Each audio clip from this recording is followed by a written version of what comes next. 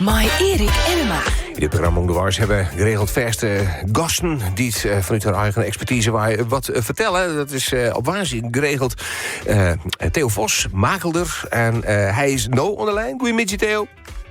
Goedemiddag, Erik. Ja, jongen, we moeten het eens even hebben over de voor- en nadelen van nijbouw. Dat is een mensen die bent toch op zoek naar een wenning. En misschien best wel een nijbouwwenning.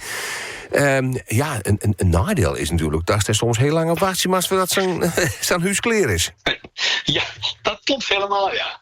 Het kan best wel even worden. En dat ken ik wel echt wel jaren lezen, omdat je eigenlijk paswijn had totdat de bouw nog gerealiseerd moet worden. En dan maak je best wel even een tiert badje tot je in die wenning komt te wennen. Ja, en dat net alleen. Hier zit ik maar in de hele periode tussen de keep en de werkelijke oplevering van dat nijenhuis, dat je met dubbele lesten zitten.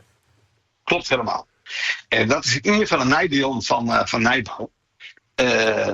Want je moet er in het begin natuurlijk al betalen voor of de groen of wat er tot op het moment opleveren is. Ja, en tijdens die bouw rennen die kosten op. Ja, en dan binnen wil je dubbele maandlasten. Ja, en dat is absoluut net een voordeel voor mensen die een nijbouwwenning kiezen. Nee. Dat is een nadeel. Het aanbod is ik redelijk behind. Je wat soms lotsie, waar je een perceel en een wenning krijgt. Dat is niet altijd lekker makkelijk voor zelfs. Nou, ja, dat is echt wel wisselend. Want wij zien het in de merken, bij de ene wordt het vol makkelijk en bij de orenkant wordt het soms wat ingewikkelder. En tuurlijk binnen wenningen in de nijbouw ben ik echt wel wat heger dan in de jaren worden. Krijgen ze de bestaande bouw. Maar in verhouding wil het soms echt wel eens een voordeel wezen om dan een nijbouwwenning te kijken.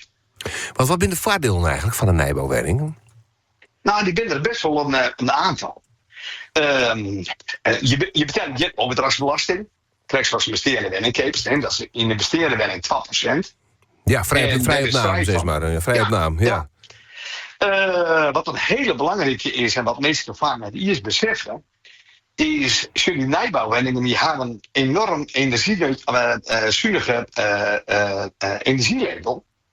Waar trouwens het meestal soms wel tot €50.000 meer kunnen lenen. Dat wordt verdisconteerd in de prijs. Dat positieve, dat positieve energielabel. Ja, het positieve energielabel, dan kiest u gewoon hypotheektechnisch, kiest gewoon meer lenen, omdat ze daar eigenlijk ook wel rekening dat je energierekening volle leeg is. Ja, dat is toch uiteindelijk gewoon meer geld overbloed om die hypotheek te betalen. Ja, dat is een voordeel. En zijn hoe ik een beetje naar eigen smaak en inrucht te zitten. Ja, dat is absoluut een voordeel. Het is al eens en fris. Je bent geen onderhoud voor de komende jaren. Als je een jaren 30 wenning had, dan is er altijd wat onderhoud. En als je een nijbouwwenning had, dan hoe je de eerste jaren bijna onderhoudsvrij ben je in de kosten daarvan. Ja, dat is voordeel inderdaad. Ja. En ik dacht, garage op de bouwkwaliteit? Ja, de garages ga je natuurlijk ook nog op alle fronten. En dat ga je in een bestaande bouw ga je dat ook net. Ja. Je moet natuurlijk wel het type wijzen om in een nijbouwwinkel, in een nijbouwwenning, en zeker in een nijbouwwiek te wijnen. Want ja, een heel soort karakter, dat moet al je nog komen natuurlijk. Dat is heel wisselend. Zoveel mensen, zoveel smaken natuurlijk. En de ene die vindt het prachtig om in een nijbouwwiek te wijnen. En de oren zei, ik moest er wel tegen om daar te winnen. Dat is echt wel heel erg smaakafhankelijk. Ja, je moet een beetje pionieren wollen.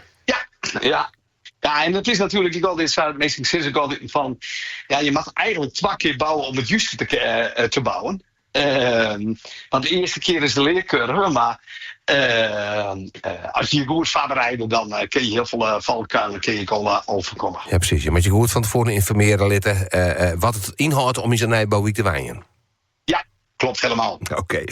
Theo, dank je wel weer even voor die verhaal hier in Onderwijs.